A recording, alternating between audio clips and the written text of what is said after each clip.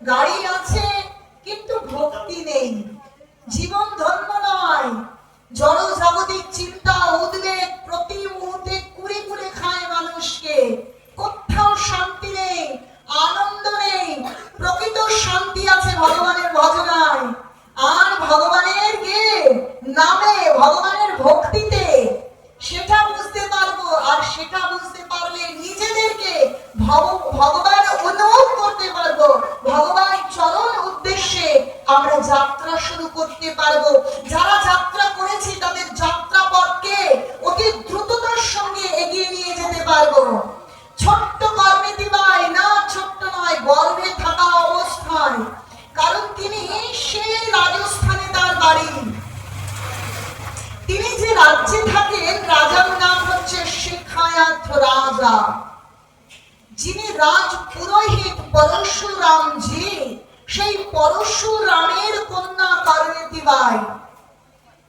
যখন থেকে সেই পরশুরাম এবং তার স্ত্রী তাদের মধ্যে বিবাহ বন্ধনে আবদ্ধ হয়েছে, তারা ভক্তি জীবন পালন করছে, তারা রাজ পুরোহিত।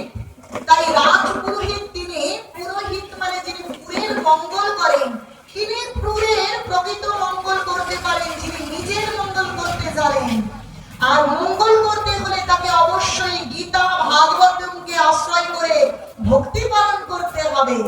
তো পরশুরামজি সুন্দর করে ভক্তি যাপন করেন, বিবাহ বন্ধনে আবদ্ধ হয়েছেন এবং তার গর্ভে, তার স্ত্রীর গর্ভে সন্তান সম্ভবা হয়েছেন।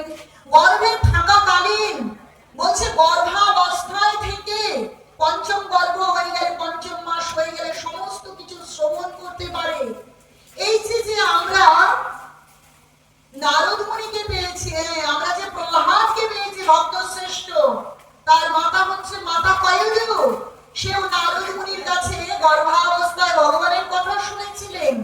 আর সেই শ্রবণের জন্য আমরা এই ভক্ত শ্রেষ্ঠ প্রহ্লাদ মহারাজকে পেয়েছি, যিনি 5 বৎসরের ভক্ত, কিন্তু তার বাল্য বন্ধুদের শেখাচ্ছে, শোনো শোনো, ভক্তি জীবনী জীবনের উদ্দেশ্য এই বাল্য অবস্থা থেকেই ভগবানের ভজনা করো, নচেত জীবনের কোনো মূল্য নেই। কৌমারং আচরিত ভাগ্য ধর্মান ভাগবতানি দুর্লভম মনুষ্যং জন্ম তদ অপি অধ্রুবং অর্থদম। বলছে প্রহ্লাদ মহারাজ, তোমরা বাল্য অবস্থায় ভাগবত ধর্ম অবলম্বন করো, তোমরা পড়াশোনা শেখো, রাজনীতি শেখো, কিন্তু তোমরা ভাগবত ধর্ম করো। তাহলে সেই রকম কর্মেতিবাই যখন তার মায়ের গর্ভে রয়েছে, তখন তার পিতা কি করছে, যেহেতু তিনি রাজ পুরোহিত, তিনি সমস্ত সময় ভগবানের কথা বলেন, ভগবানের নাম করেন এবং তার বাড়িতে সব সময় ভক্তদের আনাগোনা। তিনি বলছেন, ভক্তরা শ্রবণ করছেন, তিনি যখন বিশ্রাম নিচ্ছেন ভক্তরা বলছে, অন্য ভক্তরা শ্রবণ করছে, আর মাতৃ গর্ভে থাকা অবস্থায় শ্রবণ করছেন। যখন ভূমিষ্ঠ হয়েছেন ছোট্ট কর্মেতি, সে কি করে, অন্য বালক বালিকার মতো নয়, চঞ্চলা স্বভাব নয়। তিনি কি করছেন, কারণ তিনি গর্ভাবস্থায় শ্রবণ করেছেন ভাগবতম। তাই তিনি বাবা মানে তার পিতা ভাগবত আলোচনা করে, ভক্তবৃন্দ আসে, তখন অনেক পুরনো দিনের কথা, পর্দা প্রথা রয়েছে, পর্দার ওপাশে ছোট্ট বালিকা শান্ত হয়ে বসে আর কানটি খাড়া করে ভগবানের কথা শ্রবণ করে। আহা, শ্রবণে কি রতি! বলছে, এই জড়জাগতিক উদাহরণ দিলে আপনারা ভালো বুঝতে পারবেন। একটা গান আছে না, তারে আমি কে চোখে দেখিনি, তার অনেক গল্প শুনেছি, আছে তো, যে গল্প শুনে তাকে আমি অল্প অল্প ভালোবেসে ফেলেছি। দেখুন, এই জড়জাগতিক কোন পুরুষ, কোন ছেলের সবটাই কিন্তু গুণ নয়, তার মধ্যে দোষ আছে, কিন্তু তবু তাদের কথা বন্ধু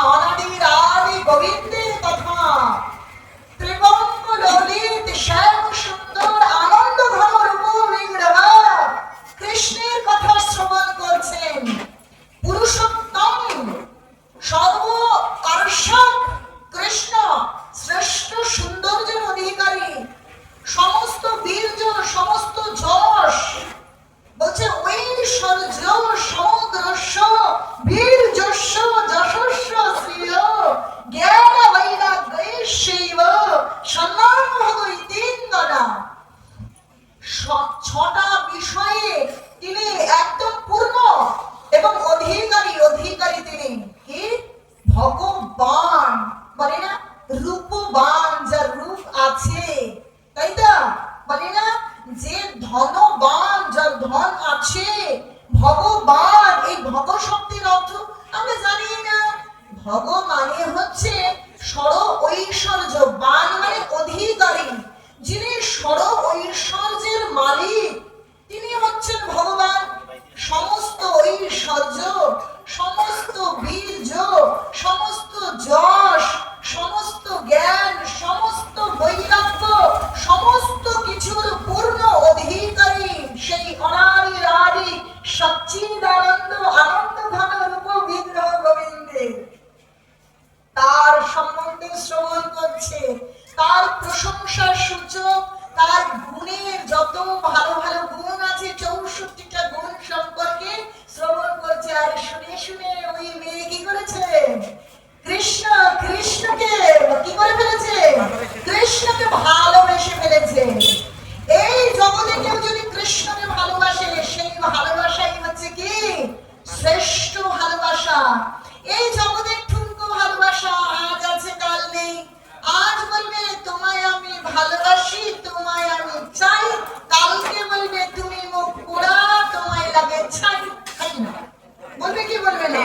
কিন্তু আজকে এই যে দেখুন, স্বামী আছে সিঁদুর পরেছে, কাল স্বামীর শরীর থাকতেও পারে নাও থাকতে পারে, সৌন্দর্য থাকতেও পারে নাও থাকতে পারে, তার ধন থাকতেও পারে নাও থাকতে পারে, কত দুঃখ কত দুঃখ, কিন্তু যিনি একবার সেই অনাদি গোবিন্দ কৃষ্ণকে ভালোবেসেছেন, তিনি প্রকৃত ভালোবাসার অধিকারিণী।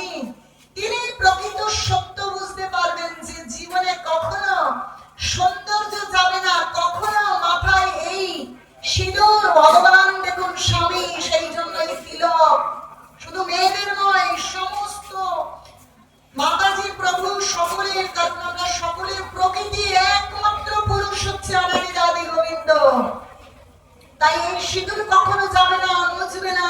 সৌন্দর্য, ভগবানের সৌন্দর্য কখনো যায় না, কখনো তার ঐশ্বর্য, নাম, যশ, জ্ঞান, বৈরাগ্য কখনো কমে যায় না। তো পার্বতী ভাই ভালোবেসেছে কৃষ্ণকে, এইভাবে ভালোবাসছে। তখনকার দিনে নিয়ম ছিল মেয়েদের পবিত্রতা রাখবার জন্য অল্প বয়সে মেয়েদেরকে বিয়ে করিয়ে দিত।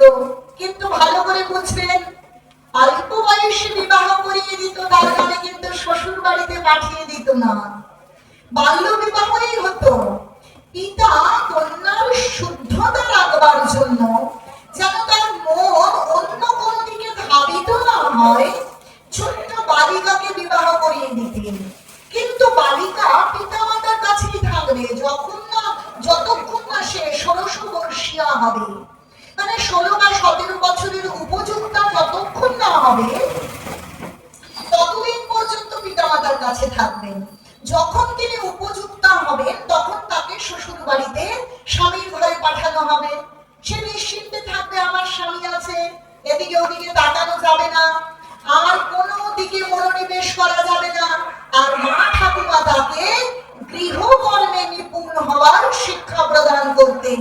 কি করে স্বামীর সেবা বা শ্বশুর শাশুড়ি নয়, কি করে সন্তান সন্ততির সেবা করতে হবে, গৃহটাকে কি করে সুন্দর রাখতে হবে। গৃহকে সুন্দর রাখার সব থেকে বড় চাকরি, আমরা সেটা জানি না। তো এই শিক্ষা প্রদান করতেন। তো পার্বতী বাইকে পরশুরামজিও ছোট্টবেলায় বিবাহ করিয়ে দিয়েছে। ছোট্ট মেয়ে কিছু বোঝে না, তার বিবাহ হয়েছে, হওয়ার পর বাবা মায়ের কাছে রয়েছে আহ্লাদে আদরে, কিন্তু সে অন্য কোথাও খেলতে যায় না, ওই পুতুল খেলে না, রাজ ঐশ্বর্য ভোগ করছে।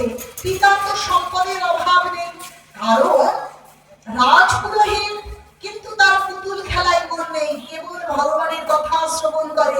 এইভাবে ভগবানের প্রতি উত্তরোত্তর তার প্রেম বৃদ্ধি পাচ্ছে। ভগবানের কথা শ্রবণ করে, ভগবানের নাম শ্রবণ করে। এইভাবে একটা সময়, সত্যিকার সময় হয়েছে শ্বশুর বাড়ি যাওয়ার, দিনক্ষণ নির্ধারিত হয়েছে। শ্বশুর বাড়ি থেকে আসবে পালকি করে, বাজনা করে, বাপের বাড়িতে আলো ঝলমল হয়েছে, সুন্দর বাজনা বাজছে, অনেক উপহারেও আহার আদির আয়োজন হয়েছে। এখন যার সঙ্গে বিবাহ হয়েছে একটা কৌতূহল কাজ করে কিনা, সে বড় হয়েছে, তার স্বামী কেমন, তার স্বামী দেখতে কেমন, তার স্বামী কি করে, শ্বশুর বাড়ি কোন গ্রামে, শ্বশুর মশাই কেমন, জিজ্ঞেস করবে কি করবে না বলুন তো? কর্নেতিবাই এইভাবে সখীদের কাছে জিজ্ঞাসা করে, মায়ের কাছে জিজ্ঞাসা করে, কিন্তু সবকিছুই ভালো। আচ্ছা জিজ্ঞেস করছে, আচ্ছা মা, আমি যেখানে যাব সেখানে ভগবানের কথা হবে, সেখানে ভগবানের নাম হয়, সেখানে গেলে আমি যেমন এখানে ভগবানের কথা শ্রবণ করে করে বড় হয়েছি, এরকম ভগবানের কথা হবে? তখন মা বলছেন, না সেটা তো আমরা কখনো চিন্তা করিনি, সেখানে তো ওরকম তোমার পিতার মতন ভগবত কথা বলার মতন কেউ নেই, বা ওরা তো ভক্তি জীবন পালন করে না, অনেক ধনী, রাজবাড়ির মতন বাড়ি, রাজপ্রাসাদের মতন প্রাসাদ, তাদের অনেক ব্যবসা বাণিজ্য, জমি জায়গা অনেক কিছু আছে, কিন্তু তারা তো ভগবানের ভক্ত নয়। ও, তারা ভগবানের ভক্ত নয়? আচ্ছা মা, তারা ভগবানের প্রসাদ পায় না? না বাবা, সে বিষয়ে তো জানি না, দেখছি। আচ্ছা মা, সেখানে ভগবানের ভজনা হয় না? মা বুঝতে পারছে না কি উত্তর দেবে। তার মেয়ের এত কৌতূহল, সেই কৌতূহল নিবৃত্তির জন্য যে উত্তরটা দেবে, সন্দেহাতীত হয়ে উত্তর দিচ্ছে, নিঃসন্দেহ হয়ে উত্তর দিতে পারছে না। তো এইভাবে একবার দুবার শুনতে শুনতে কর্মেতিবাই শুনেছে সত্যি সত্যি তার শ্বশুর বাড়িতে ভক্তি নেই।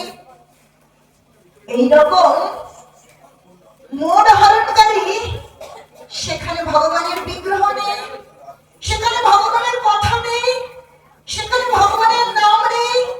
এখন শ্বশুর বাড়িতে যাবে বলে তার মনে আনন্দ হচ্ছিল যে সেই ছোট্টবেলায় বিবাহ হয়েছে, শ্বশুর বাড়িতে যাব, এখন আমার সময় হয়েছে, কিন্তু শ্বশুর বাড়িতে যাবে, সেই শ্বশুর বাড়ির সম্বন্ধে যখন শুনছে তখন শুনে নিয়ে তার মনটা যেন কি এক অজানা ব্যথায় ব্যথা করছে, মুখটা যেন কালো হয়ে যাচ্ছে। দেখবেন মেয়েদের বিয়ে হলে বা বিয়ের জল গায়ে পড়লে তাদের নাকি রূপ খুলে যায়, তাদের সৌন্দর্য বৃদ্ধি হয়, কিন্তু শ্বশুর বাড়ির সময় এসেছে, কিন্তু যখন ভগবান ভক্তিহীনতার সংবাদ পেয়েছে তখন মেয়েটার মনটা একটু একটু করে কেমন যেন ভেতরে ভেতরে কেঁদে উঠছে। ও, আমি যেখানে যাব সেখানে গেলে বুঝি আমি ভগবানের কথা শুনতে পারবো না, তাহলে আমি কি শুনবো? ও, সেখানে গেলে আমি ভগবানকে দেখতে পাবো না, ভগবানের নাম শ্রবণ করবো না, তাহলে আমি কি শুনবো? আমার কি করে দিনগুলো যাবে, কি করে সময় যাবে? এইভাবে শুনতে শুনতে সময় একদম নিকটস্থ, আগামীকালই তার যাওয়ার দিন ঠিক হয়ে গেছে। পালকি আসবে, আলোর রোশনাই, বাজনা, ভালো মন্দ প্রসাদের আয়োজন, কিন্তু কর্মেতিবাইয়ের ভেতরে ভেতরে, বাইরে তো চোখের জল দেখাতে পারছে না, কে কি মনে করে, কিন্তু অন্তরে অন্তরেও কান্না হয়, জানেন তো? অন্তরে অন্তরে কাঁদছে সেই মেয়েটা। তো রাত্রে ঘুমোতে গেছে, দরজা বন্ধ করে দিয়ে ভাবছে, আমি কি করে থাকবো, আমি কি করে বাঁচবো, আমি তো সবকিছু ঝাপা বাঁচতে পারবো, কিন্তু আমার কৃষ্ণকে ছাড়া তো আমি বাঁচবো না, আমি আমার কৃষ্ণকে ছাড়া কি করে থাকবো? জানেন, আপনারা যতই এই জড়জাগতিক কোন পুরুষকে প্রত্যেকদিন বলুন না কেন, আমি তোমাকে ভালোবাসি, আমি তোমাকে ভালোবাসি, একটা সময় দেখা যাবে অন্য কোনো অপশন পেয়ে সে কোথায় যেন হারিয়ে গেছে। ভালোবাসা নেই, কেবল স্বার্থ, কেবল একটা বোঝাপড়া, যেন কোনো একটা কন্ডিশন, যেন খাতা কলমে লেখালেখি। ভালোবাসাটা, ভালোবাসা কি কখনো শর্ত দিয়ে হয়? লেখালেখি করে হয়, এটাই বাস্তব। কিন্তু আপনারা যদি প্রত্যেকদিন একবার করে কৃষ্ণকে বলেন, ও কৃষ্ণ, আমি তোমাকে খুব ভালোবাসি, আমি তোমাকে খুব ভালোবাসি কৃষ্ণ, আমি তোমাকে খুব ভালোবাসি। এই জগতে কত ভালোবাসা দেখেছি, কিন্তু সমস্ত ভালোবাসাগুলো কেমন ঠুনকো, যেন সব তাসের ঘরের মতো ভেঙে যায়। কত দেখেছি, কিন্তু জানেন কৃষ্ণের সঙ্গে যার ভালোবাসা, তার ভালোবাসা কখনো শেষ হয়ে যায় না, তার ভালোবাসা কখনো ভেঙে যায় না। এই ভালোবাসার গভীরতা প্রতি মুহূর্তে উত্তর উত্তর বৃদ্ধি প্রাপ্ত হয়, প্রতি মুহূর্তে বাড়ে এই ভালোবাসা। অন্য ভালোবাসা দিনে দিনে কমে। অভিযোগ গিয়ে খোঁজ নিন, বলবে বিয়ের আগে আমার সঙ্গে 10 ঘন্টা কথা বলতো, প্রত্যেক আধা ঘন্টায় বা 1 ঘন্টায় খোঁজ নিত আমি কি করছি, আমি কেমন আছি। আজ পাশেই ঘুমিয়ে থাকি, নাহলে একই ভাবিতে থাকি। হায়রে কলিযুগ, কেউ কারো খোঁজ দেয় না নাকি? পাশে শুয়ে শুয়ে দুজন দুজনের মতো ফোন দেখে। হায়রে কলিযুগ, কোনো ভালোবাসা নেই, প্রকৃত ভালোবাসা নেই। যা আছে নাম মাত্র, নামকে বসতে নাম মাত্র। কিন্তু আপনারা যদি সত্যি প্রত্যেক দিন বলেন কৃষ্ণ তোমায় ভালোবাসি, না আমি বলতে পারিনি, আমি ভালোবাসতে পারিনি কৃষ্ণকে, মহাজন্য বলেন। আমি মহাজনের কথা শুনে আপনাদেরকে বলছি যে প্রত্যেক দিন যদি বলেন কৃষ্ণ আমি তোমাকে খুব ভালোবাসি, আমি তোমাকে ছাড়া বাঁচতে পারবো না। মা যেমন জলকে ছাড়া বাঁচে না, আমি তেমনি তোমাকে ছাড়া বাঁচতে পারবো না। সবকিছু দূরে বুঝে থাক, কিন্তু আমি তোমাকে ছাড়া বাঁচবো না কৃষ্ণ। দেখুন দেখুন কি হবে যদি তা না হতো। রানী মীরা ভিখারিনী হয়েও এত আনন্দ কোথায়, কি করে পেত এত আনন্দ? কোথায় ছিল সেই সনাতন রূপ গোস্বামী, হোসেন শাহের রাজমন্ত্রী? সেখান থেকে বৃন্দাবনের গাছতলা। কোথায় সেই রঘুনাথ দাস গোস্বামী, গোবর্ধন মজুমদার, হিরণ্য মজুমদার, সেই স্বর্ণ মুদ্রা নামিনী কাঞ্চন থেকে গৌর হয়ে চরণের লুটোপুটি? নিশ্চয়ই কি এক অপার আনন্দ আছে, যে আনন্দ ভাষায় প্রকাশ করা যায় না। সেই আনন্দের আস্বাদন আমরা পেতে পারি যদি আমরা গোবিন্দকে ভালোবাসি।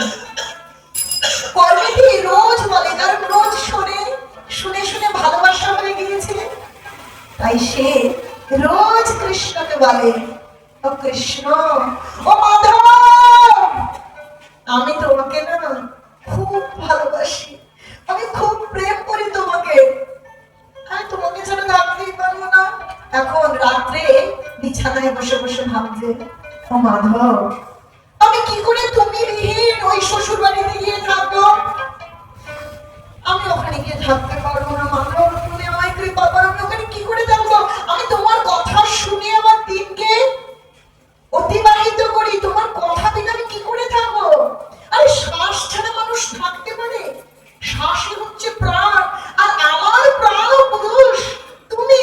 আমি তোমাকে ছাড়া আমি কি করে সেখানে থাকবো, কি করে বাঁচবো আমি তোমাকে ছাড়া? আমি সেখানে যাব না। আমার প্রকৃত শ্বশুর বাড়ি হচ্ছে তোমার বাড়ি। আমরা জানি না যে আমার প্রকৃত স্বামী আমাদের জগৎ জগৎ জন্ম জন্মান্তরের মালিক হচ্ছে আমাদের আদি গোবিন্দ।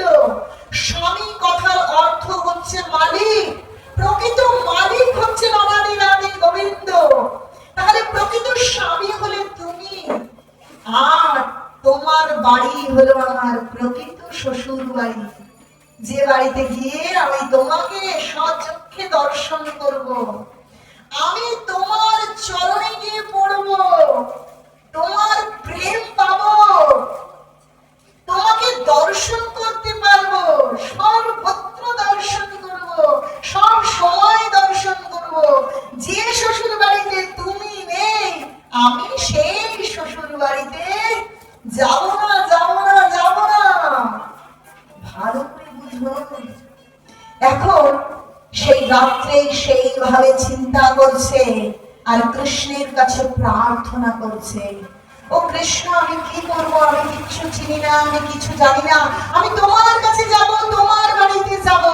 কারণ রাজপুরোহিত রাজার মতন সুযোগ সুবিধা ভোগ করে, যদি ওই গৃহের বাইরে বেরিয়েছেন তো পালকিতে করে গিয়েছেন, বাড়ির বাইরে কিছু জেনেই না, কখনো পদব্রজে কোথাও যাইনি। ও কৃষ্ণ আমি কি করে তোমার বাড়িতে যাব, আমি কি করে তোমার সঙ্গে মিলবো কৃষ্ণ? তো জানেন গীতায় কি বলছে, বলবো একবার হরি বলতে বলুন।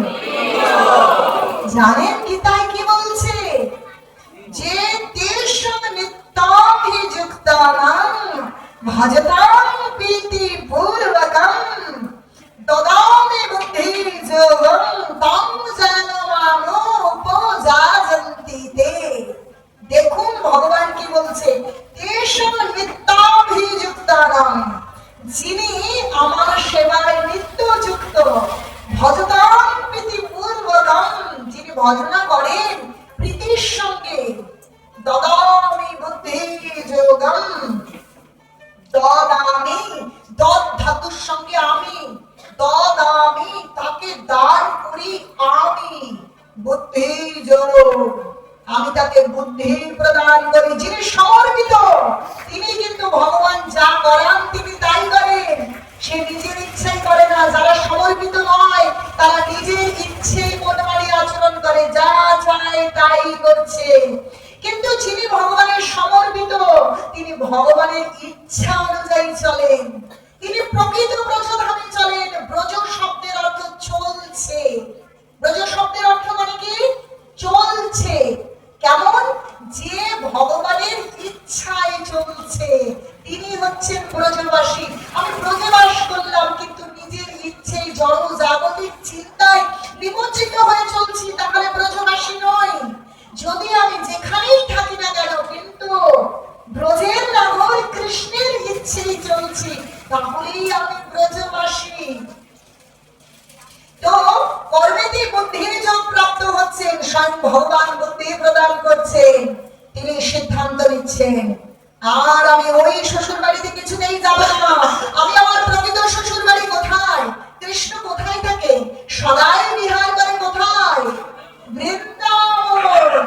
তুলসী দেবীর, তুলসীর আরেক নাম হচ্ছে বৃন্দা। এই তুলসী দেবীর বন যেখানে এত প্রিয়, সর্বদা তুলসী ভগবানের চরণে থাকে। কোন আহার্য কোন বিষয়ের ওপর যদি তুলসী পাতা অর্পণ করা হয় তাহলে ভগবান গ্রহণ করেন না। সেই বৃন্দাবনে সদাই লীলাবিলাস করেন কৃষ্ণ, আমি সেই বৃন্দাবনে যাব। অনেকবার শুনেছেন বৃন্দাবনের কথা, কারণ ভগবান ভাগবত শুনে শুনে বড় হয়েছে। এখন কিন্তু বৃন্দাবন কোথায়, ডান দিক না বাম দিক, সেটা কোন দিক দিয়ে যেতে হবে, কিভাবে যেতে হবে কিছুই জানে না, কিন্তু মনে মনে স্থির নিশ্চয় আমি বৃন্দাবনে চলেই যাব, আমি এখানে থাকবো না, যেখানে কৃষ্ণ নেই সেখানে আমিও থাকবো না। এইভাবে রাতের অন্ধকারে যখন সমস্ত রাজপুরীর মতন প্রাসাদে পিতা মাতা পিসি মাসি আত্মীয় পরিজন কাল ধুমধাম করে শ্বশুর বাড়ি যাত্রার অনুষ্ঠান, সকলে ঘুমাচ্ছে, তখন কর্মীদিবাই আস্তে আস্তে পা টিপে টিপে চলেছে কোথায়, প্রকৃত স্বামীর সঙ্গে মিলিত হবার জন্য, প্রকৃত শ্বশুর বাড়ির উদ্দেশ্যে রওনা হচ্ছেন। তো যেই রওনা হয়েছেন ঘর থেকে বেরিয়ে আস্তে আস্তে উঠোন, উঠোন থেকে তিনি গ্রাম, গ্রাম থেকে লোকালয় পার হয়ে বন জঙ্গল তিনি চলেছেন। কোন দিকে যাচ্ছেন তিনি নিজেও জানে না। কৃষ্ণ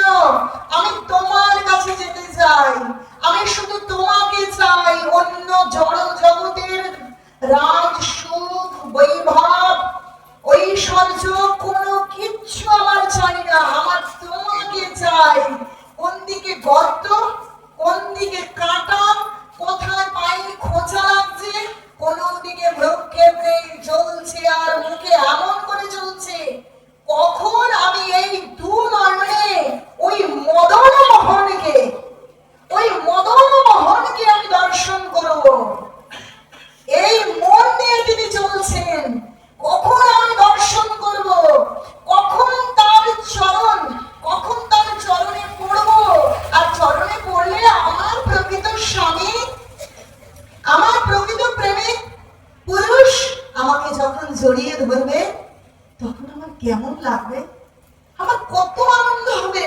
আমি অনেক আগ্রহ করছি, অনেক প্রতীক্ষা করছি, কবে আমার কৃষ্ণের কাছে যাব, কবে আমার কৃষ্ণের চরণে আমি সমর্পিত হব, কবে ওই পোড়া চোখে আমি কৃষ্ণকে দর্শন করব।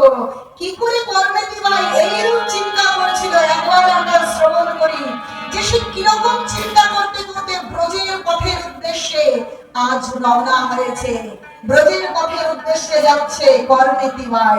হরে কৃষ্ণ হরি বল, দু বাহু তুলে উলুম ধরে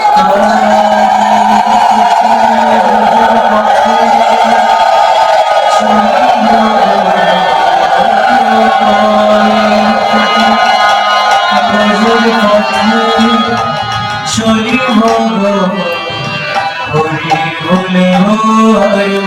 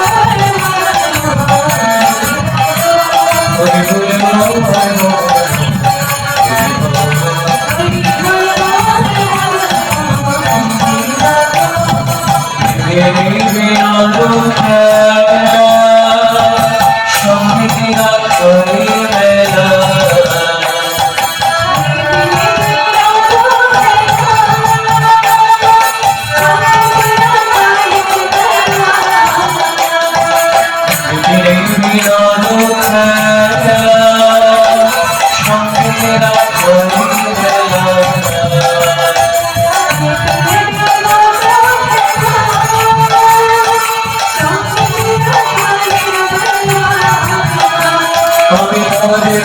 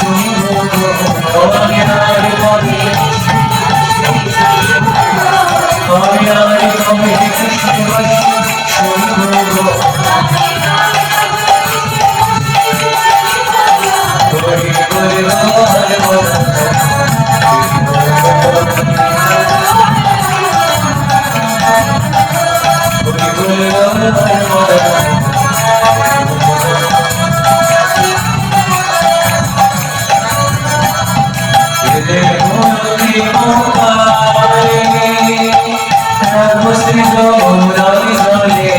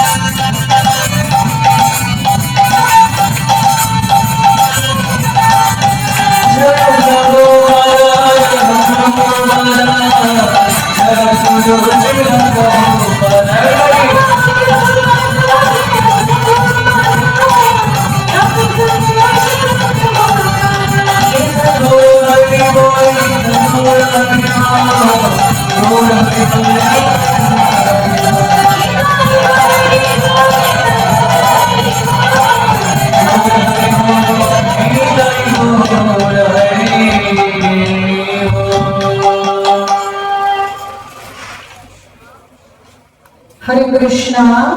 পণ্ডিত ভাই এইভাবে চলেছে বৃন্দাবনের পথে।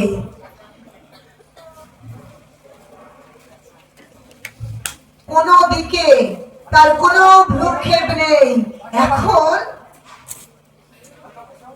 সোজা যে রাস্তা থেকে সে বনের দিকে নেমে গিয়েছে। কেন?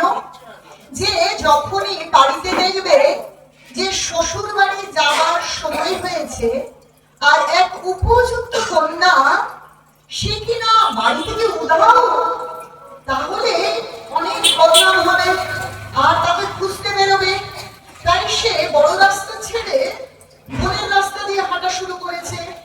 এইভাবে সে আনমনা হয়ে একদম কৃষ্ণের দিকে মন, আনমনা মানে অন্য কোনো বিষয়ের চিন্তা ছেড়ে দিয়ে সে কেবল কৃষ্ণ চিন্তা করতে করতে চলেছে। এখন একটা সময় কি হয়েছে, সকাল হয়েছে। তার মার প্রত্যেকদিন ঘুম ভাঙে। যারা ভগবানের ভজনা করে তাদের প্রত্যেক দিনের একটা নিয়ম আছে।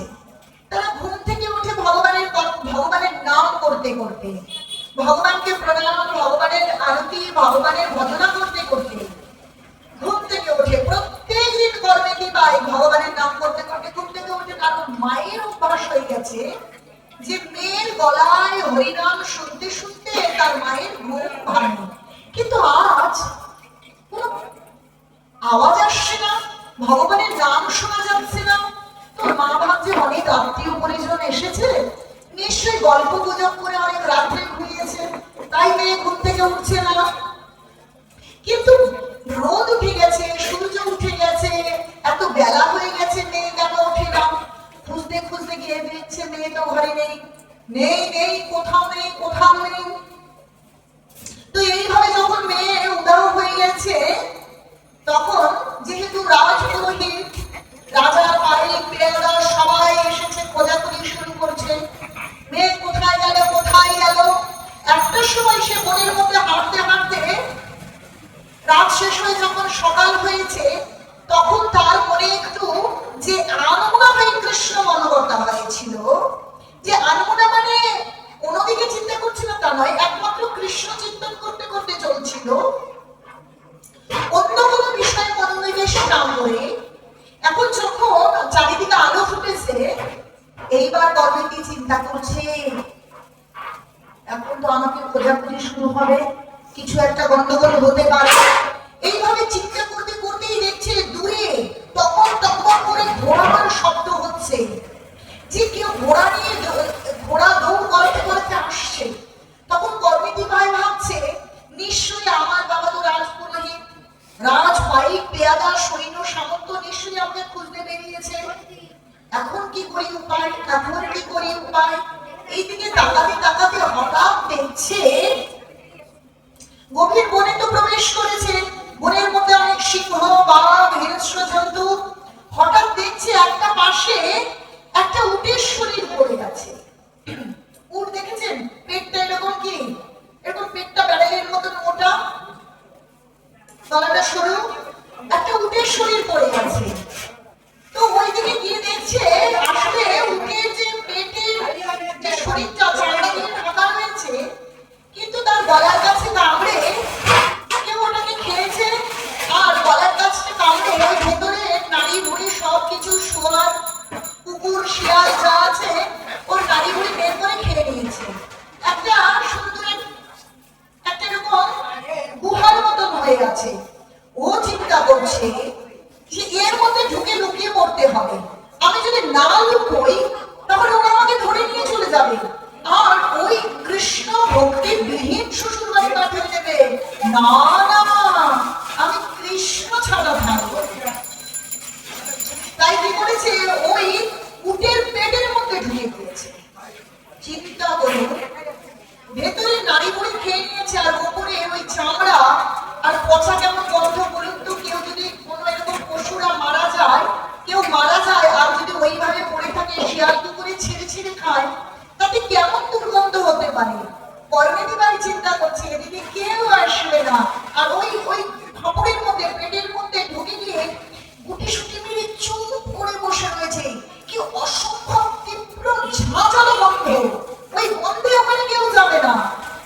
পার্বতী বা এই শান্ত হয়ে বসে আছে, তার ওই গন্ধে কিছু হচ্ছেই না। কেন হচ্ছে না বলুন তো? তার ভেতরে কৃষ্ণ নামের গন্ধ এত তীব্র, বলছি কৃষ্ণ ভাবনা অমৃত। কৃষ্ণ ভাবনা যিনি করেন, কৃষ্ণ চিন্তন যিনি করেন, তার ভেতরে অমৃত এমনই থাকে পরিপূর্ণ। প্রথমেই বলেছিলাম আপনি তুলসী যদি জলে ভর্তি থাকে, তাতে তো আরো জল বা আরো দুধ কি করে প্রবেশ করাবো? তো পার্বতী মায়ের ভেতরে হৃদয়ে শিরায় উপশিরায় তার রক্ত অস্থি মজ্জায় কি হরে কৃষ্ণ কৃষ্ণ কৃষ্ণ হরে হরে, হরে রাম রাম রাম হরে হরে। ওর মধ্যে বসে রয়েছে ওই গন্ধ, তার কিছুই হচ্ছে না, তার নাম দিয়ে প্রবেশ হচ্ছে না, তার বিরক্তি লাগছে না, তার কোনো কষ্ট হচ্ছে না। চিন্তা করে দেখুন, ওইভাবে সে ঠায় 3 দিন বসে রয়েছে। যেখান থেকে বেরোলেই এত পাইপ পেয়াদা বেরিয়ে গেছে, একটু গেলেই ওদিক থেকে ধরে ফেলবে, আরেকটু গেলে ওদিক থেকে ধরে ফেলবে। সে শান্ত হয়ে বসে ওই ভিটের ওই খলসের ভেতরে বসে কৃষ্ণ চিন্তন করছে। আমরা মনে করি সংসারে বাড়িতে কিন্তু কৃষ্ণ নাম হবে না, আমার বাড়িতে তো এ ভক্ত নয়, আমার এই সমস্যা আছে, ওই প্রতিকূলতা আছে, এখানে ভক্তিহীনতা আছে, এখানে অনেক নোংরা বিষয় আছে, ভক্তি করতে পারবো না। শিক্ষাটা দেখুন, শুধু ভক্ত ভগবানের লীলা মহিমায় শুধু গল্প থাকে না, প্রত্যেক লাইনে লাইনে শিক্ষা থাকে। যে অনেক কলুষতা থাকতে পারে, তার তীব্র ঝাঁঝাল গন্ধ থাকতে পারে, কষ্ট থাকতে পারে, কিন্তু ভক্ত কখনো বিচলিত হয় না, কারণ তার ভেতরে কৃষ্ণ ভাবনা রূপ অমৃত ডগমগ করে। সেই ডগমগ হয় তখন অন্য কিছু তার মধ্যে প্রবেশ করবে না। যত কলুষতা থাকুক, যত অন্ধকার থাকুক, তার ভেতরে আলোই আলো। যেমন প্রহ্লাদ মহারাজ, তার পিতা হিরণ্যকশিপু দৈত্য রাজ, সেই দৈত্যের কারখানায় তিনি কি করে থাকলেন, কি করে কৃষ্ণ ভক্তি জাগ্রত করলেন? চিন্তা করে দেখুন। তো পার্বতী মাই উটের পেটের ওই মরা পচা গন্ধ তার মধ্যে 3 দিন বসে রয়েছে, কিন্তু তার কোনো কষ্টই হচ্ছে না। সে কৃষ্ণ নামে বিভোর হয়ে আছে। যখন 3 দিন হয়ে গেছে, কেউ খুঁজে না পেয়ে হতাশ হয়ে সবাই খোঁজা বন্ধ করে দিয়েছে। সমস্ত বন জঙ্গল ভয়হীন হয়ে গেছে, কারণ মনুষ্যরূপ কৃষ্ণ ভক্তি বিহীন মানুষরা চলে গেছে। পশু পাখি আছে জানেন, হিংস্র পশু পাখিও কিন্তু ভক্তির প্রতিকূল নয়, তারাও কিন্তু ভক্তি বোঝে। যখন গৌর হরি আমার গৌরাঙ্গ মহাপ্রভু ঝাড়িখণ্ডের বনপথ দিয়ে যাচ্ছেন, তখন সেই বনের শিয়াল, বনের সিংহ, বনের বাঘ নৃত্য করেছিল হরিনামে।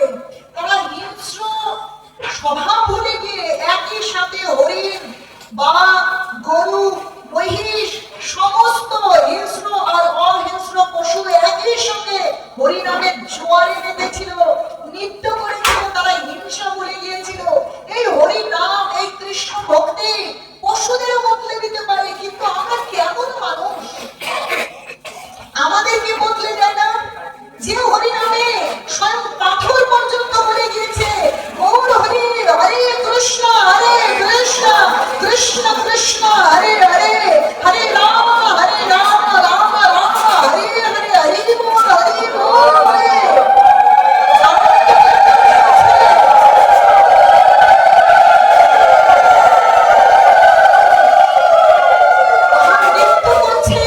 তার কৃষ্ণ কৃষ্ণ বলে 2 চোখে যেন নদীর মতো জল পড়ছে, আর সেই জল বক্ষকে ভিজিয়ে দিয়ে পা দিয়ে যখন পাথরে পড়ছে, জানেন সেই পাথর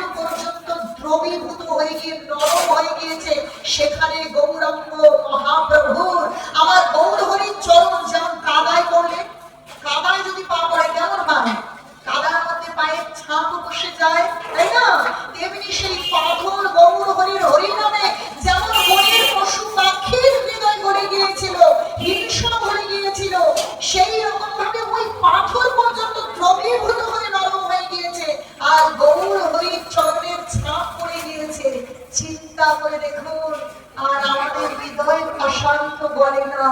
আমরা গৌর হরির ভক্তদের কাছে এত শুনি, তবু এই হৃদয় বলে গিয়ে আজে বাজে চিন্তন ছেড়ে, হিংসা ছেড়ে আমরা ভগবানের নাম করি না। নিতাই গৌর সীতারাম প্রেমানন্দে হরি হরি বল।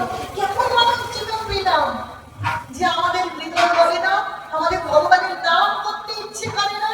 কিন্তু ওইখানে সমস্ত হিংস্র জন্তুত্ব কর্মের নীতিবায় ভয় নেই, তার মানুষদের ভয়। মানুষ তো চলে গিয়েছে, সে বেরিয়েছে, এখন যাবে, রাস্তা চেনে না, কিন্তু ভগবানের নাম করতে করতে হাঁটছে, ভগবান তাকে সঠিক পথে নিয়ে যাচ্ছে। আরে যখন বিল্লমঙ্গল ঠাকুর চিন্তামণির কথায় চলে গিয়েছে, সে নিজের জড়জাগতিক বাসনার জন্য নিজের চোখকে অন্ধ করেছে। বলছে কৃষ্ণ বলে, হা কৃষ্ণ বলে যদি একবার অন্তর থেকে কেউ ভগবানের চরণে আশ্রয় গ্রহণ করে, তখন কৃষ্ণ তাকে নিজে হাতে তুলে ধরে। আমরা বুঝতে পারি না সেই অন্ধ যে বিল্লমঙ্গল ঠাকুরকে সেই গর্ত থেকে টেনে তুলেছে স্বয়ং কৃষ্ণ। কারণ সে কৃষ্ণ নামে সে নিমজ্জিত হয়েছে, বেরিয়ে গেছে। আজ ঠিক অনুরূপ ভাবে পরনীতিবায় বেরিয়েছে, সে কিচ্ছু জেনে না, বৃন্দাবনের দিকে যাচ্ছে, যেন কোন দিকে তাকে পথের দিশা দিচ্ছে। আর সেই আকর্ষণে বলছে কৃষ্ণ হচ্ছে সর্বাকর্ষক শ্রেষ্ঠ চুম্বক। আর সেই বড় একটা চুম্বক যেমন বিন মেরেকে আকর্ষণ করে, তেমনি আজ পরনীতিবাইকে আকর্ষণ করে বৃন্দাবনের পথের দিকে নিয়ে গিয়েছে।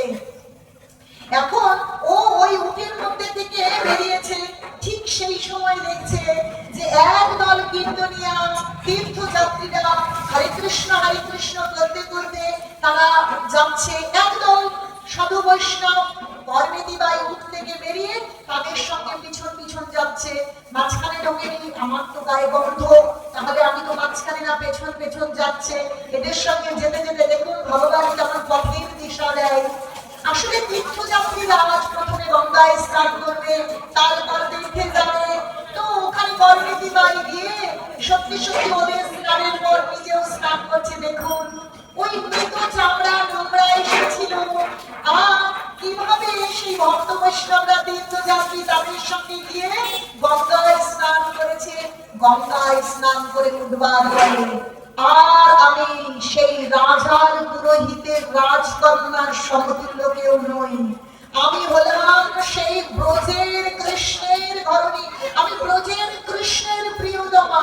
অর্থাৎ ওই জড়জাগতিক সোনা দানা সাজ ঐশ্বর্যে আজ আমার কোনো প্রয়োজন নেই। তার মালা, হার, তার বালা, তার কুণ্ডল, সমস্ত কিছু স্নান করে সব কিছু খুলে ওই যে ব্রাহ্মণ ভক্ত বৈষ্ণব ছিল সবাইকে ভাগ করে দিয়ে দিয়েছে। আপনারা কৃপা পূর্বক আমার এই দ্রব্যগুলো নিন না। আমরা কি করবো তোমার এই সোনাদানা হীরা মাণিক্য? শোনেন, আপনারা ভক্ত, আপনারা বৈষ্ণব, আপনারা গ্রহণ করলেই অর্থ পরমার্থ হয়। আপনারা ভগবানের সেবা দেবেন, আপনারা ভক্ত সেবা দেবেন, আপনারা নিয়ে যান, আমাকে কৃপা করুন। তো এইভাবে করে তাদেরকে সমস্ত কিছু দিয়ে দিয়ে সে রওনা হয়েছে কিছু কিছু বৃন্দাবন। যখন বৃন্দাবনের ভূমিতে তিনি পা রাখলেন, বলছে তখন বৃন্দাবন এমন ছিল না, এইরকম রাস্তা, ইলেকট্রিক আলো, এরকম বড় বড় বাড়ি না। বৃন্দাবন একদম অরণ্যে পরিপূর্ণ। সেখানে দুই একজন গভীর ভজননিষ্ঠ রাগানুগা ভজন করছে যারা, তারা ছাড়া কেউ প্রবেশই করে না।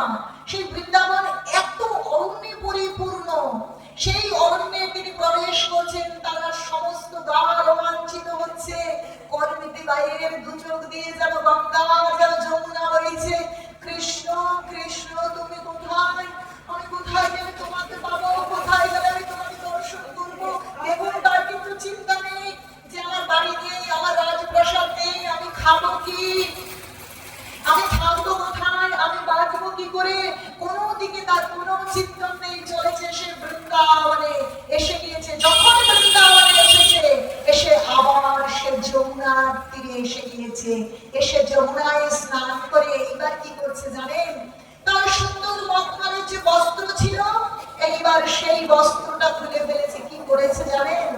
ওই যমুনার জলে যে কাদা মিশে আছে, বলে ওই বৃন্দাবনের মাটি নয়, মাটি নয়, সে কি?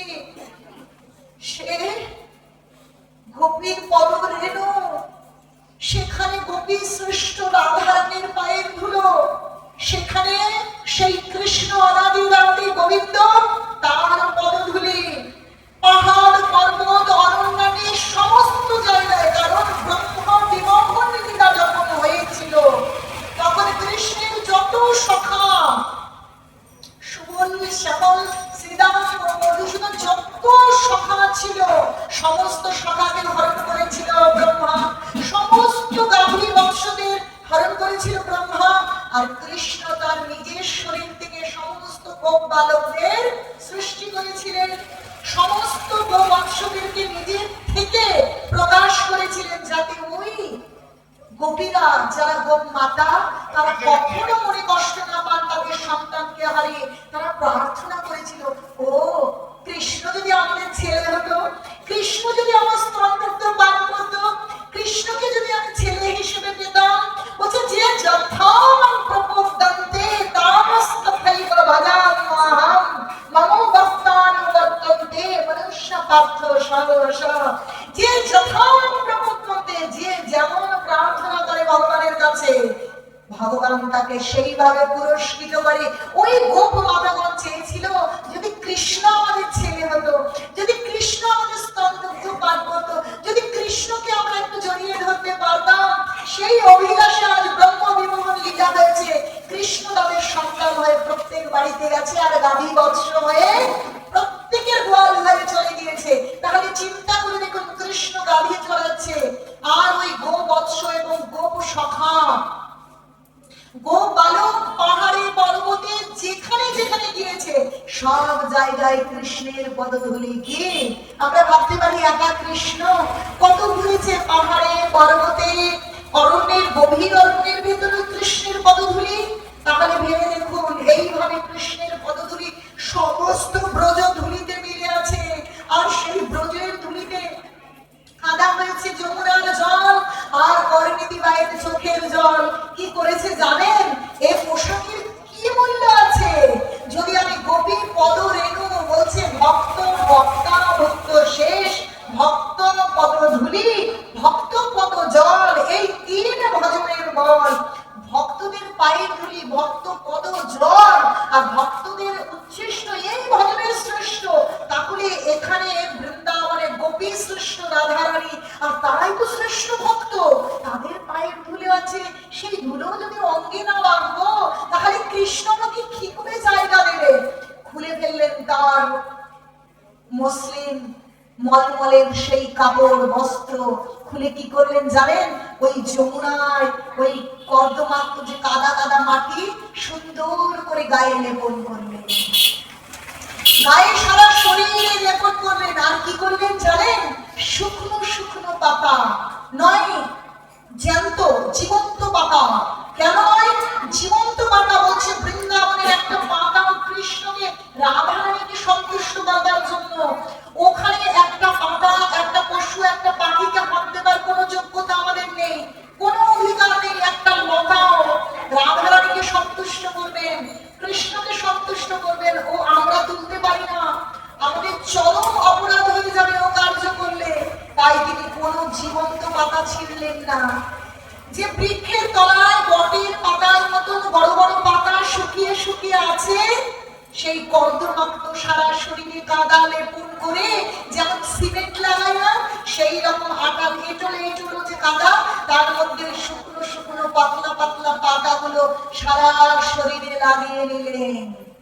আর ওই যে ব্রহ্মকুণ্ড, ব্রহ্ম বিমোহন লীলার পরে যেখানে এসে ব্রহ্মা ভগবানের স্তুতি করেছিলেন, কৃপা পেয়েছিলেন, সেই ব্রহ্মকুণ্ডের তটে আজ পার্বতী বাই ভগবানের নামে ভগবানকে একদম প্রিয়তম রূপে আস্বাদন করছে। কেন? বলছে যেই নাম সেই কৃষ্ণ ভজন নিষ্ঠা করি, নামের সহিত আছেন আপনি শ্রী হরি। নাম আর কৃষ্ণ অভিন্ন। যখন তিনি নাম করছেন, বিভোর হয়ে নাম করছেন। কেউ যদি এই শ্বাসের উপর ধ্যান দিয়ে, আমাদের এই শরীরে কিন্তু আমরা থাকি না, শুধু শ্বাস।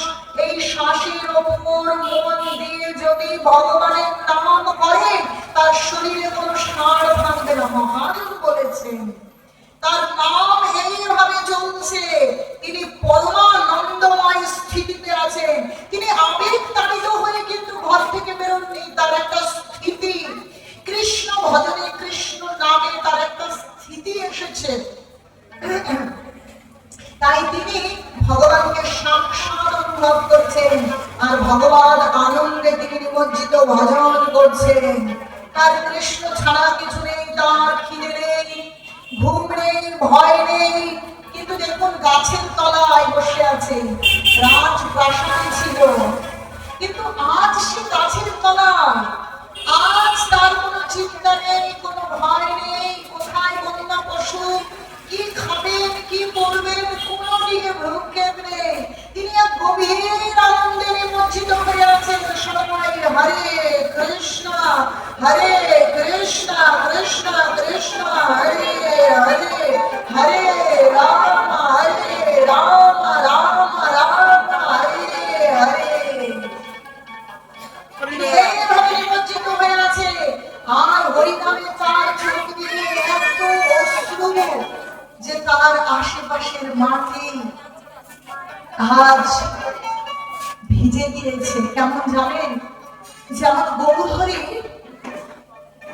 যখন নীলাচলে গিয়েছিলেন সন্ন্যাসী, যখন তিনি জগন্নাথকে দেখতেন, ওই জগন্নাথের বড় বড় চক্ষু যখন মহাপ্রভুকে আকর্ষণ করত, তখন এমন ভাবে তার চোখ দিয়ে জল পড়ত যেন গঙ্গা বইছে, যেন ওখান থেকে নদী প্রবাহিত হয়ে যাবে, সমস্ত পায়ের তলা গঙ্গা জল হয়ে যেত।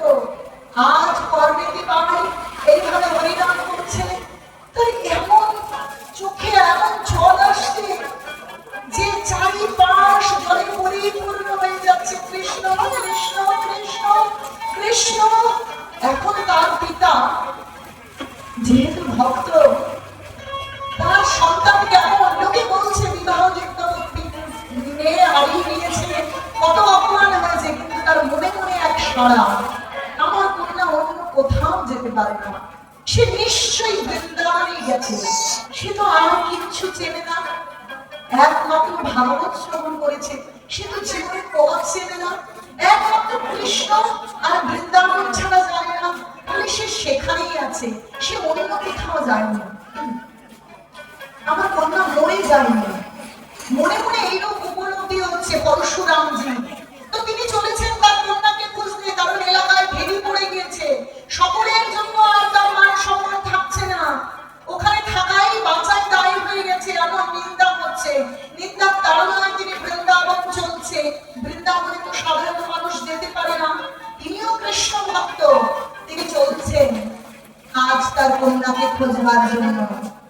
তো খুঁজতে খুঁজতে ওই বৃন্দাবনে যারা ভজন করছেন তাদের সঙ্গে দেখা করছেন।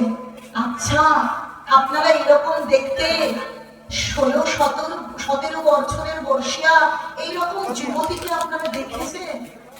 আমার কন্যা হারিয়ে গিয়েছে। ও, আপনার কন্যা কিনা জানি না, তবে এক গভীর অনুরাগী, এক যুবতী ভক্তিমতী এক কন্যা এসেছে বৃন্দাবনে।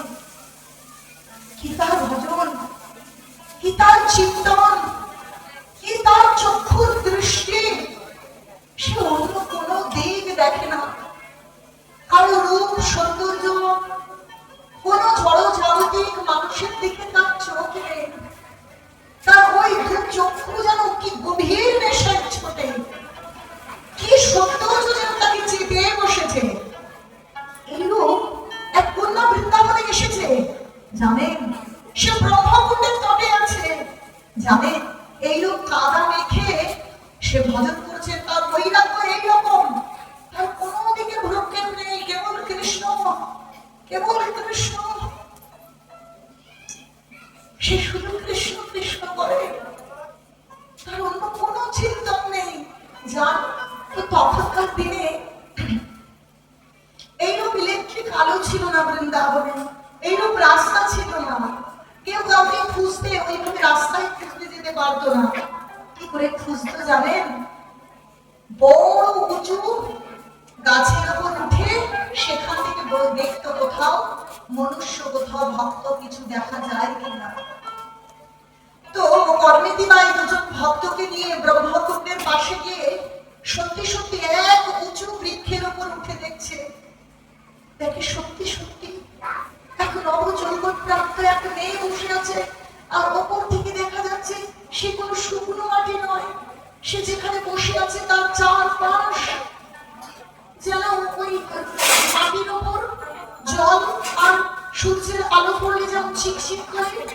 সে বুঝতে পারছে যে চারিপাশ জল জল করে কাদা কাদা জল জল হয়ে আছে, শুকনো চারিপাশে শুকনো মাটি, কিন্তু মাঝখানে যেখানে বসে আছে আজ দর্শন করছে।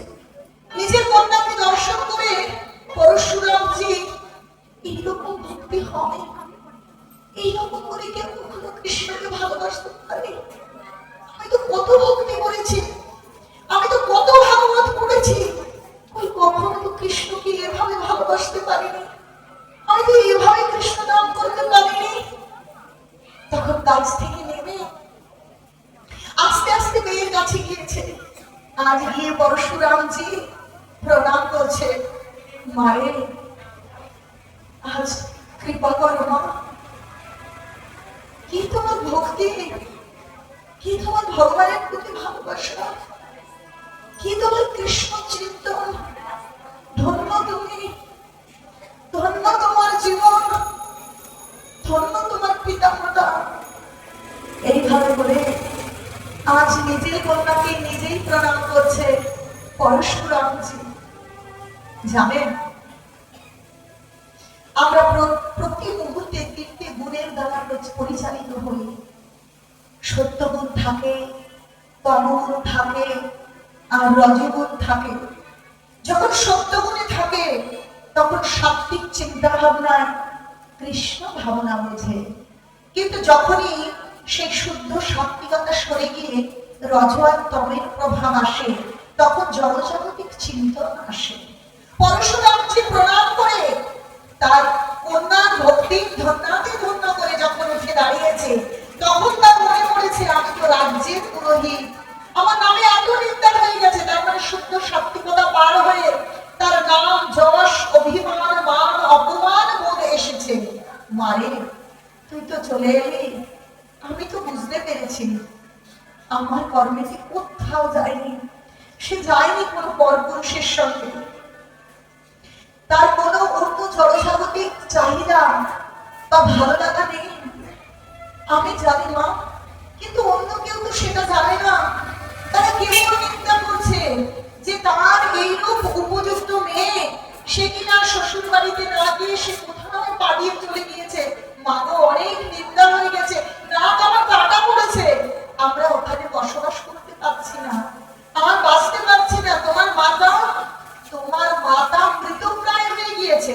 মাগো তুমি বাড়িতে চলো, আমাদের নাক কাটা গিয়েছে।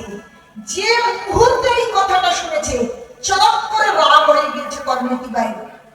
কি হয়েছে? নাক কাটা গিয়েছে? আপনার কি নাক আছে নাকি? আপনার নাক কাটা গিয়েছে কেন যাবো আমি সেখানে? নাক কার আছে? যিনি অনন্য চিন্ত হয়ে কৃষ্ণ ভজন করেন তার নামটাকে, যিনি জড় জাগতিক মান অপমান সম্মানে নাম যশ খ্যাতি কত অর্থ সম্মানের চিন্তা করে, তার তো নাক নেই। আপনার নাক কোথা থেকে কাটা দিয়েছে? আপনার তো নাক নেই। কেন বলছেন এই কথা? প্রকৃত নাক মানে হচ্ছে প্রকৃত সত্তা।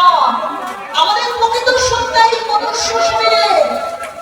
এই প্রকৃত বলছেন মনুষ্য, বলছে যে দুর্লভ মনুষ্য দেহ পাইয়া কি করো ভাবনা কেহ, এবে ভজিলে যশোদার সুত চরণে পড়িলে লাজে। এখন যদি যশোদার সুতের ভজন না করো চরণে লজ্জা করতে হবে।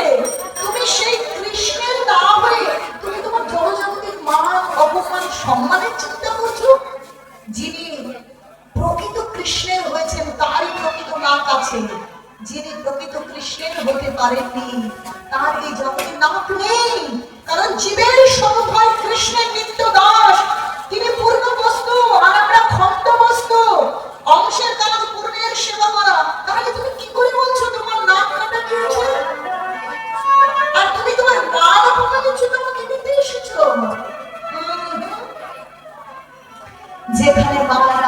যেখানে সম্মান আছে, যেখানে জনজাগতিক কলুষতা আছে, নৈব চ, আমি সেখানে যাব না। আমি আমার গৌরহরির চরণে, বলছে যেই কৃষ্ণ, সেই গৌর, সেই জগন্নাথ, আমি আমার গৌরের চরণে, আমার কৃষ্ণের চরণে আমি পড়ে থাকবো। আমি তো সেখানে যাব না। তোমার যদি প্রকৃত কৃষ্ণ ভক্তি হতো, তাহলে তুমি তো এভাবে বলতে না। বলছে মা, তুমি একবার বাড়িতে চলো, তোমার শ্বশুর বাড়ি যেতে হবে না, তুমি বাড়িতে থেকে ভোজন করো, তোমার মৃতপ্রায় মা বেঁচে যাক, আর আমরা একটু এই অপমানের ভিড়ি, এই অপমানের জাল থেকে মুক্ত হবো। দেখুন, এই কথা যদি না বলে সেই পিতা বলতো, মা গো, আমি তো এত জীবন ভক্তি করেছি, তোমার মতন করে কৃষ্ণকে ভালোবাসতে পারিনি। তুমি আমার সন্তান হয়ে তুমি যেভাবে কৃষ্ণকে ভালোবেসেছো, তুমি কৃষ্ণকে যেভাবে পেয়েছো, আমরা পেতে পারিনি। মা গো, তুমি চলো। বৈষ্ণব হয় কৃপার স্বরূপ, বৈষ্ণব হয় দয়ার সাগর। তুমি চলো, তুমি সেখানে গিয়ে আমাদেরকে কৃষ্ণ ভক্তি শেখাও।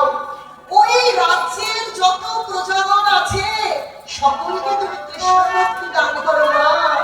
আপনি আচরণ ধর্ম জীবের শেখায়, আপনি না কইলে ধর্ম শেখানো না যায়।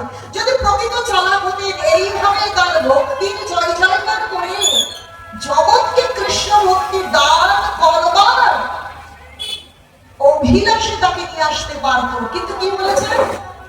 বলেছেন আমাদের নাক কান কাটা যাচ্ছে, আমরা বাঁচতে পারছি না। ও, তুমি কিরকম ভক্ত যে তুমি সম্মান চাও? কিরকম ভক্ত যে তুমি অপমানে কষ্ট পাও?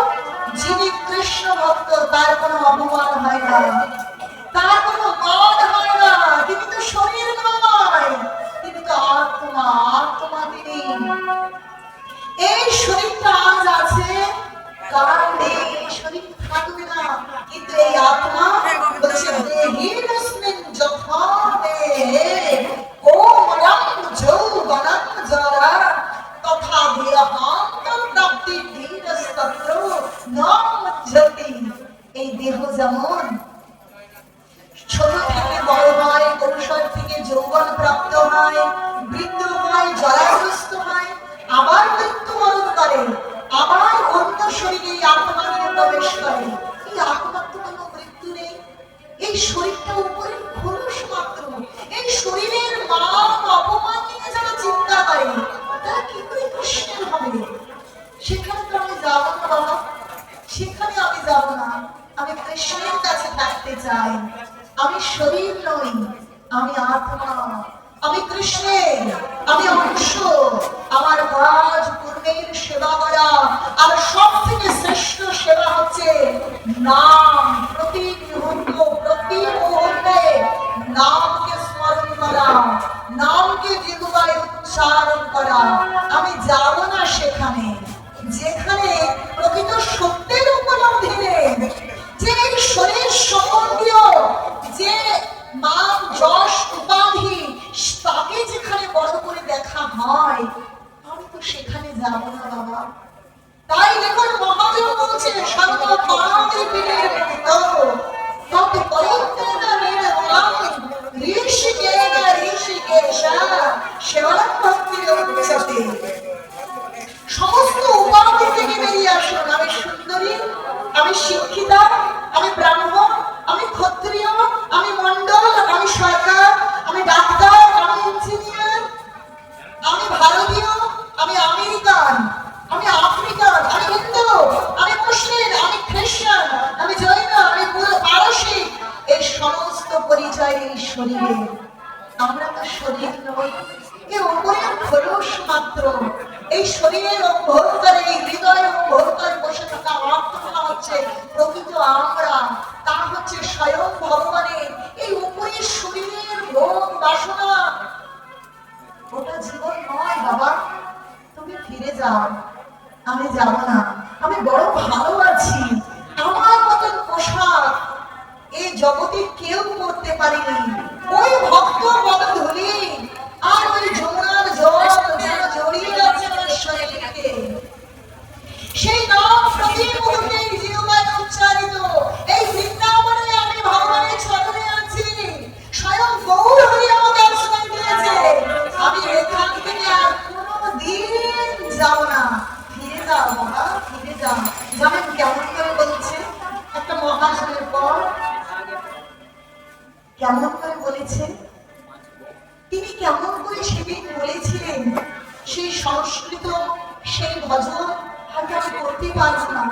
কিন্তু গৌরীয় বৈষ্ণবগণ কি করে সেই গৌর হরির কাছে প্রার্থনা জানিয়ে গৌর হরির চরণের আশ্রয় গ্রহণ করে, সেই আরতিটুকু একটুখানি বলতে পারি।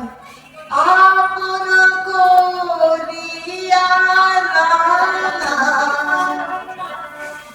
চরণে রাখিও,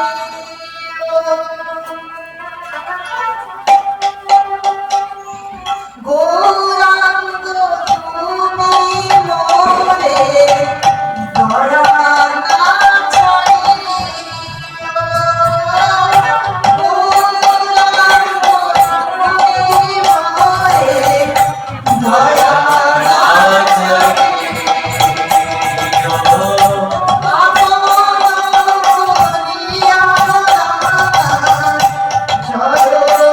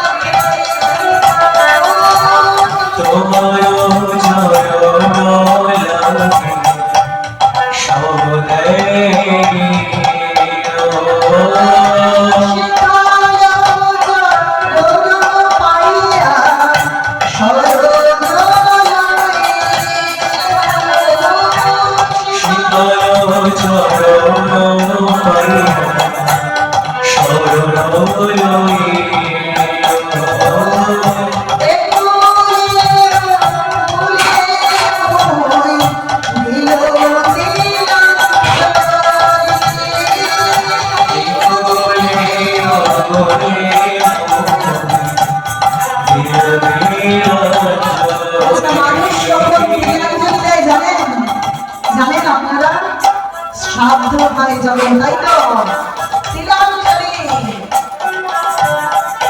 এই জগতে আমার দেহ সম্বন্ধী আছে আত্মীয় স্বজন ভাই